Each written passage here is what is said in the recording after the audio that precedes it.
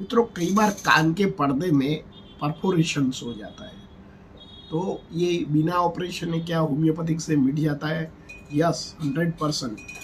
जो कान के पर्दे में कोई इन्फेक्शन होता है या क्रॉनिक सूजन होती है, तो कान का जो सुनाई देने वाला जो पर्दा है इसमें होल पड़ जाता है, तो कई बार इससे और कॉम्प्लिकेशन हो जाता है।